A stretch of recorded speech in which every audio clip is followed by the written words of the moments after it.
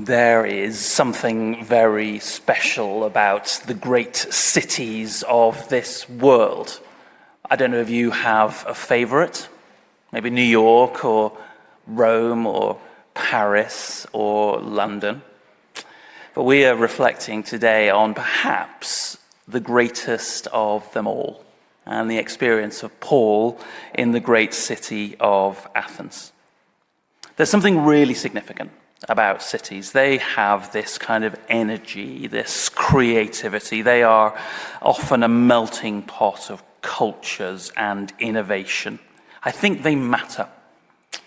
And Christianity was foundationally an urban phenomenon. It was born in Jerusalem, and it spread from city to city in the ancient world throughout the world. And it might just be that this place, this city of Athens, is the most significant of all. It is one of the oldest cities. It is the birthplace of democracy. It is the home of Plato and Aristotle and Socrates. And its legacy has been fought over by every empire that has passed through, from the Persians to the Romans and the Ottomans and even the British. And you will know, I'm sure, that its skyline is dominated by a momentous building called the Acropolis. In fact, the Acropolis is a vast complex of temples to various gods, including, most famously of all, the Parthenon, one of the wonders of the world, and which would have in Paul's day housed a monumental 13-meter-high gold and ivory statue of the goddess Athena, from which the city takes its name. But far from, as I would be, or perhaps you would be, being awestruck, did you hear Paul was actually slightly troubled by the whole experience? He was greatly distressed, says verse 16, that the city was full of idols. And I don't think that's just Paul being oversensitive. I think actually, in the experience of it, most of us would find the really competitive world of sort of competing pagan gods in the ancient world quite a sort of bewildering experience. And it is into this maelstrom that Paul brings the message of Jesus. He brings it to a city which I suspect he thought may well have been the greatest stage of all. There must have been a sense that if you can make it there, you can make it anywhere. And however, rather predictably, the initial response to his preaching is somewhat dismissive. They said, verse 18, "What is this babbler trying to say? He seems to be advocating foreign gods." But despite that, there is here a genuine interest in significant new ideas. And Paul is taken by some Stoic and Epicurean philosophers to the Areopagus. And you can still go there. You can still stand in the same place where Paul would have stood, surrounded by the intelligentsia of Athens, where he was asked to give an account of his message.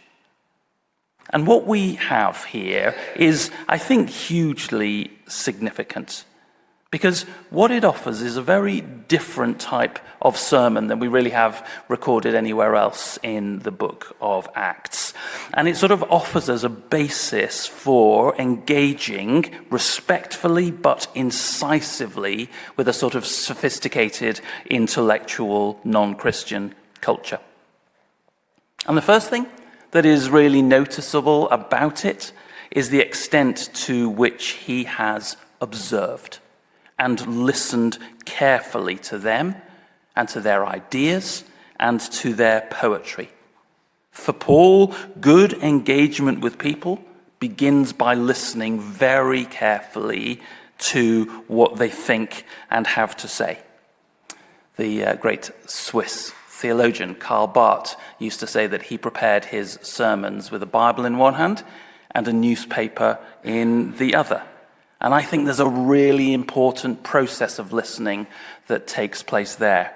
I think places where our culture does its thinking matter. And so good cinema and good literature are places where we can listen well to what's going on.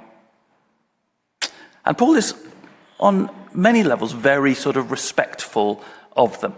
He recognizes the seriousness with which they take the question of God. Verse 22, he says, "People of Athens, I see that in every way you are very religious." But he isn't overawed or intimidated by this august place, and he sees that for all of their wisdom and learning, there is something missing, and that they know that there is something missing. So in verse 23, he says this, "As I walked around and looked carefully at your objects of worship, I even found an altar with this inscription, 'To an unknown God.' And so you are ignorant of the very thing that you worship, and this is what I am going to proclaim to you." And my suspicion is that it is true now as it was then, that for all of our culture's knowledge and wisdom, for all of our access to literally all of the information you could ever want in the palm of your hand at any given moment, we have not found the answer. And deep down, we know that. Paul then goes on to make his argument, but instead of arguing from the Bible, as he almost always does in previous examples, he actually argues from logic here, which is significant. And so, verse 24, he says, "The God who made the world and everything in it is the Lord of heaven and earth, and does not live in temples made by human hands." Essentially, he is arguing that their view of God does not make sense. It is far too small. That the God who spoke the universe into existence and made everything cannot be contained by temples and does not need our sacrifices or our insignificant offerings. No, by contrast, says Paul, God has given you everything that you have. Verse 25, he's not served by human hands as if he needed anything, because he himself gives all men life and breath and everything else. True religion is not an attempt to manipulate the gods to get what you want. True religion is the possibility of actually knowing God for yourself. Verse 27, God did this so that we would seek him and perhaps reach out to him and find him, though he is not far from each one of us. I love this thing. I love this thing of sort of stepping into the heart of culture and engaging with it. And Paul has walked into the kind of philosophical, academic heart of the ancient world. And essentially, what he's arguing is what real philosophy should be. You know, philosophy means the love of wisdom. It is philosophos. But I think that the problem with so much of that which passes for philosophy is that the sort of appearance of being clever, the appearance of wisdom becomes more important than actual wisdom. And I don't know if you spotted, but Luke, who wrote this account, is actually a bit dismissive of the whole project. So in verse 21, it says, "All the Athenians and the foreigners who lived there spent their whole time doing nothing but talking about and listening to the latest ideas." And I thought, gosh, that reminds me of, I don't know, everybody listening to podcasts all the time. We are all listening to these new ideas, but Paul would say, what are you doing with them? Are you following them to the logical conclusion? And perhaps genuine intellectual inquiry is actually rare because it requires humility. It requires a willingness to accept when you don't know or that you're wrong. And perhaps we don't find God because we don't want to face the consequences of finding God. If we say that we seek the truth, we need to be willing to live with the consequences of the truth. And God is not a tame God. He requires our lives and our hearts. But that phrase, he is not far from each one of us, is wonderful and really important, actually.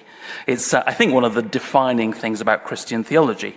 We talk about transcendence and immanence. So transcendence is the God who is above the heavens, but immanence is a God who is nevertheless not far from each of us. He is sort of just out of reach. And if we ask and seek in humility and faith, he will allow himself to be found by us. So Paul is sort of challenging their failure to kind of follow through the intellectual journey to its conclusion. He even uses some of their own poets to challenge them. And his challenge is that for all their apparent wisdom, for all of their learning, they simply haven't followed through the logic of their position to its right conclusion. And you could say the same in our day, that for all of our knowledge, there is a tendency to not really follow through the implications of the things that we know. I think our society is not like them defined by their religiousness, but by our irreligiousness, by our rejection of God. But has our rejection of God made us happier, or built stronger or more resilient societies? Has our moral revisionism set us free or made us better or wiser people? And has all of our technological achievement and economic success meant that we're more in control of the world or less? It seems that we are further than ever from knowing what it means to be human or what our lives are for. No, I think the conclusion of our world is that without God we are isolated and lonely and struggle for meaning or even hope in the world. The great Apostle Paul goes to the intellectual heart of his culture and proclaims to them the unknown God. But for you and I think what we proclaim to our world is not the unknown God, but the unremembered God. The God of our forefathers, the God whose our society has turned its back on.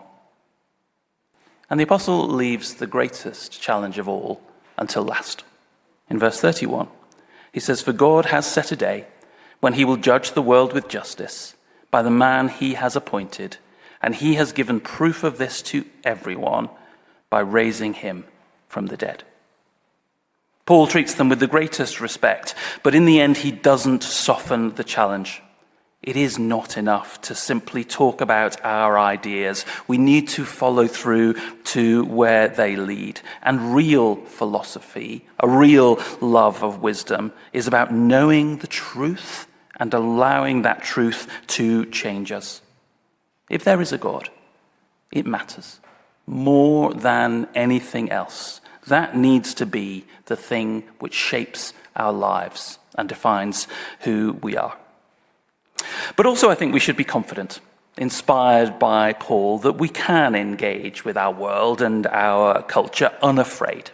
Because people are made in the image of God. And when we do this, when we engage respectfully and treat people with dignity and honor, and yet are also brave enough to challenge error and complacency, then God is at work in that. He does open people's eyes, soften people's hearts, allow people's lives to change.